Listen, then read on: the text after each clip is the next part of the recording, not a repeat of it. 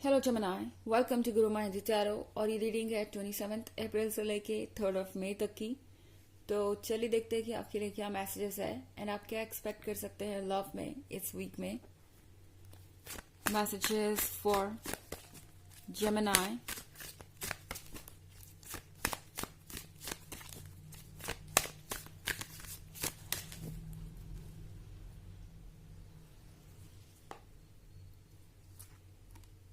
Nine of Wands, the Standing Stone, Ace of Athens,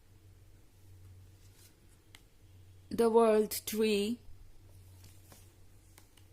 the Earth Mother और the Oak King भी आ ही गया है, तो इसे भी हम अपनी रीडिंग में इंक्लूड करेंगे। यहाँ पे द स्टैंडिंग स्टोन है। आप किसी ऐसे पर्सन से डील कर रहे हैं इस वक्त जो कि अपने कर्मा से डील कर रहा है। ओके, हो सकता है एस ऑफ एथेम्स के साथ आप दोनों के बीच बिल्कुल साइलेंस हो, आप दोनों के बीच बात तक नहीं हो रही, आपके इश्यूज बहुत ज्यादा बढ़ चुके हैं, आप एक ऐसे पॉइंट पे आ चुके हैं जहां आप सोच रहे हैं कि क्या ये वही पर्सन है जिससे मैंने कभी प्यार किया था, या फिर मैंने इन्हें गलत समझा, वो कोई और पर्सन था। बहुत सारे सवाल आपके दिमाग में आ सकते हैं। एस ऑफ एथेम्स के साथ आप समझ नहीं पाएंगे कि अब आगे कहाँ ये रिलेशनशिप जा रहा है।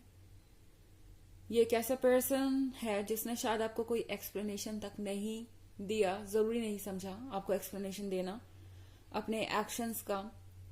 इस पर्सन को लगा कि बस यूं ही ये आपके जीवन से चले जाएंगे और आप इन्हें भूल जाएंगे, वो आपको भूल जाएंगे, सारी चीजें नॉर्मल हो जाएंगी। यहाँ एक्सप्लेनेशन की आखिर जरूरत ही क्या है जब इस रिलेशनशिप में इतनी सारी इश्यूज हो रहे हैं, तो शायद इसे छोड़ देना सही है। अब अगर ये कोई ऐसा पर्सन है जो आपके कॉल्स अवॉइड कर रहा था, मैसेजेस अवॉइड कर रहा था, या फिर यूं ही कहीं गायब हो गया, तो ये पर्सन दिमाग में यही सोच रहा था कि शायद उन्हें वापस नहीं आना है, या वो इस रिलेशनशिप से दूर चले जाएंगे बिना कुछ एक्सप्लेनेशन दिए, क्योंकि इनके अंदर हिम्मत ही नहीं थी आपको फेस करने की, आपको कोई एक्सप्लेनेशन देने की। ये कहे भी तो आपसे क्या कहे, ये पर्सन यही सोच रहा था। आपने इन्हें इस रिलेशनशिप में सब कुछ दिया एंड अब ये कहने की हिम्मत इनके अंदर नहीं थी कि वो इस रिलेशनशिप में कंटिन्यू नहीं कर पाएंगे किसी वजह से। तो ये इस पर्सन ने बस यूं ही कहीं दूर चले जाना ज्यादा आसान समझा। स्टैंडिंग स्टोन के साथ कर्मा बहुत ज्यादा भारी पड़ रहा है यहाँ पे इस पर्सन पे। ये पर्सन अपने ही कर्मों को झेल नहीं पा रहा है। हो सकता है ये पर्सन किसी थर्ड पार्टी सिचुएशन में हो, या फिर इन्होंने मूव ऑन करने की कोशिश की हो, किसी और पर्सन में इन्होंने इंटरेस्ट दिखाया है। ऐसा लग रहा है कि ये पर्सन किसी के क्लोज आने की कोशिश कर रहा था एंड इस थर्ड पर्सन ने इन्हें अच्छा खासा लेसन दिया है। जो इन्होंने आपके साथ किया वो इस थर्ड पर्सन ने इनके साथ किया है, और यहाँ पे कर्मा का बैलेंस होता हुआ दिखाई दे रहा है। तो अब इस पर्सन को ये समझ में आ रहा है कैसा लगता है आपकी जगह पे होना, और क्यों किसी को भी इस तरीके से ट्रीट नहीं करना चाहिए। 9 ऑफ वॉन्ड्स के साथ इस पर्सन को अब ऐसा लगता है कि उन्हें खुद को डिफेंड करने की जरूरत है।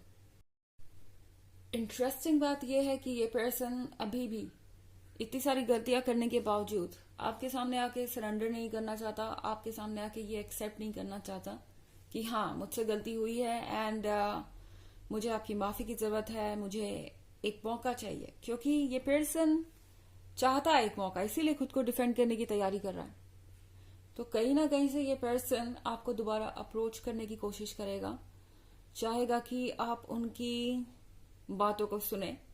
हालांकि ये पर्सन अभी भी अपोलोजाइज करने के लिए रेडी नहीं है, खुद को डिफेंड करेंगे, आपको बताएंगे कि उन्होंने जो किया वो क्यों किया, क्या हुआ, आखिर वो इस तरह से क्यों चले गए, वो किसी और में इंटरेस्ट क्यों ले रहे थे। हर चीज को जस्टिफाई करने की कोशिश करेंगे। Okay, and the earth mother के साथ डेफिनेटली ये पर्सन चाहता है कि ये रिलेशनशिप रीबॉर्न हो। ये कार्ड वैसे तो मदर का है, तो डेफिनेटली हो सकता है कि आप में से बहुत सारे लोग एक्सपेक्ट कर रहे हो और अगर ऐसा नहीं है तो इस रिलेशनशिप में इसका मतलब है एक न्यू स्टार्ट, इस रिलेशनशिप का एक नया जन्म। ये पर्सन चाहता है कि आप और वो मिलके इस रिलेशनशिप को एक नया जन्म दे और पुरानी बातों को भूल जाए। इस पर्सन की एक्सपेक्टेशन यही रहेगी। द ओक किंग के साथ ये पर्सन बहुत ज्यादा प्रैक्टिकली सोच रहा है। इस पॉइंट पे ये पर्सन ज्यादा से ज्यादा दिमाग का इस्तेमाल करना चाहता है, क्योंकि उन्हें लगता है कि ऐसा करने से चीजें बदल जाएंगी या वो इस सिचुएशन से बहुत आसानी से निकल आएंगे। बेसिकली यहाँ पे दिमाग का यूज करने का मतलब ये है कि ये पर्सन कुछ ऐसे एक्सक्यूजेस ढूंढना चाहता है जिससे आप कन्विंस हो जाए कि जो उन्होंने किया वो उनकी मजबूरी थी और इससे ज्यादा वो कुछ कर नहीं सकते थे, इसके अलावा वो कुछ कर नहीं सकते थे। ओके, द वर्ल्ड ट्री के साथ यहाँ पे बहुत सारी खुशियां नजर आ रही हैं, ऐसी खुशियां जो बहुत इम्पोर्टेंट है आपके लिए और इनके लिए भी। इस पर्सन को लगता है कि आप दोनों एक दूसरे को सपोर्ट कर सकते हैं, एक दूसरे का वर्ल्ड बन सकते हैं। तो इनका तो सारा पर्सपेक्टिव चेंज हो गया है इस कर्मा के लेसन के बाद, और इस पर्सन ने बहुत कुछ सीखा भी है। हालांकि अभी भी ये पूरी तरह से अपनी गलती को एक्सेप्ट करना सीख नहीं पाए हैं, पर ये एक प्रोसेस है जो स्लोली एंड ग्रेजुअली आगे बढ़ रहा है और बढ़ता रहेगा जब तक ये कंप्लीट नहीं हो जाता। हालांकि ये बस एक जनरल रीडिंग है तो ये सबसे रेजोनेट नहीं करेगी। एनर्जी रिवर्स हो सकती है अगर आप क्रॉस वॉचर है। इसके अलावा अगर आप पिछले वीक की रीडिंग या ईयरली रीडिंग देखना चाहें 2023 के फर्स्ट क्वार्टर, सेकेंड क्वार्टर और थर्ड क्वार्टर की, तो उसका लिंक आपको डिस्क्रिप्शन बॉक्स में मिल जाएगा हमेशा की तरह। चलिए आगे बढ़ते हैं।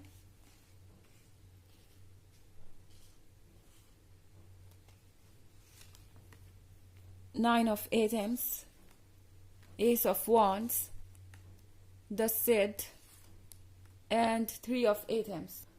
तो हमारे पास कार्ड है नाइन ऑफ एथेम्स का। नाइन ऑफ एथेम्स के कार्ड के साथ ये पर्सन अकेला महसूस कर रहा है। अब अफसोस है इन्हें अपने कहे का, अपने किए का।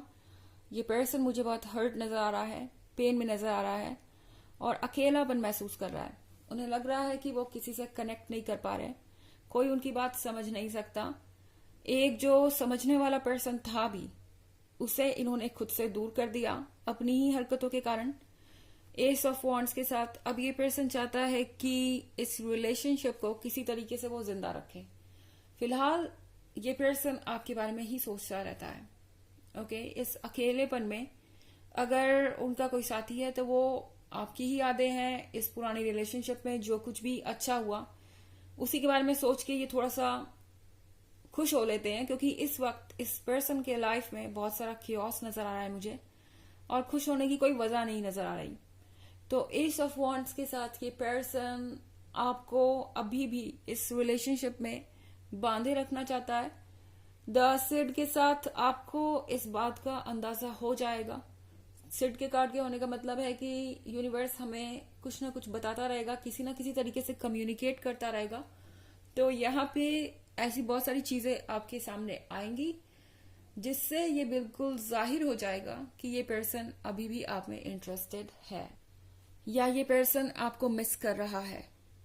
ये सारी चीजें यूं ही नहीं हो रही जो भी आपके आसपास हो रही हैं, एंड इनका एक मतलब है। हर एक चीज किसी ना किसी रीजन से ही हो रही है, वो हमें इमीडिएटली नहीं पता चलता। कुछ समय बाद जब चीजें सारी कनेक्ट करते हैं हम, उसके बाद हमें पता चलता है कि हाँ, इस इंसिडेंस का होना क्यों जरूरी था या इस फेज से गुजरना आपका क्यों जरूरी था। थ्री ऑफ एथेम्स के साथ इस पर्सन को यह लगता है कि शायद उन्होंने आपको लूज कर दिया है हमेशा के लिए। इस पर्सन को ऐसा लगता है कि आप उन्हें भूल चुके हैं और अब इस सिचुएशन से आपको वापस लाना बहुत मुश्किल होगा, क्योंकि द अर्थ मदर के साथ ये पर्सन एक नई शुरुआत चाहता है, पर उन्हें नहीं पता कि आप ऐसा चाहते हैं कि नहीं। थ्री ऑफ एथेम्स के साथ इस पर्सन को लगता है कि इस पॉइंट पे सब कुछ बिखर गया है।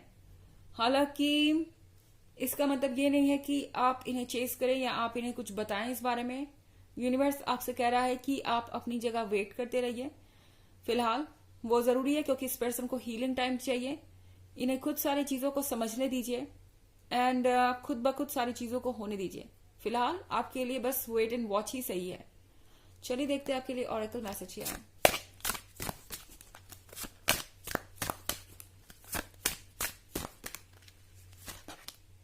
Career change. You are embarking upon a career that brings you the joy and abundance you desire and deserve. So यहाँ पे करियर चेंज के बारे में बातें हो रही है। I don't know ये आपके रिलेशनशिप से किस तरीके से रिलेटेड है, पर शायद ये इस पर्सन के बारे में हो सकता है या आपके बारे में। आप एक दूसरे से दूर हो सकते हैं करियर की वजह से, या ये पर्सन फोकस कर रहा हो सकता है वर्क पे, ताकि ये इन सारी चीजों से अपना फोकस हटा सके। पर जो भी है, ये जो फेज है आपके लिए इम्पोर्टेंट है। यूनिवर्स आपसे कह रहा है कि फिलहाल अपने फाइनेंशियल अबंडेंस पे आप ध्यान दे सकते हैं जब तक सारी चीजें सॉर्ट आउट नहीं होती। एंड इनफैक्ट ये वक्त है अट्रैक्ट करने का मनी। तो शायद आपको जरूरत है इस समय लाइफ के दूसरे पहलुओं पे फोकस करने की। बाकी सारी चीजों का कंट्रोल यूनिवर्स खुद करेगा या ले लेगा। तो ये है रीडिंग इस वीक की। आई होप आपको अच्छी लगी होगी। Thanks for watching. Till next video. Bye.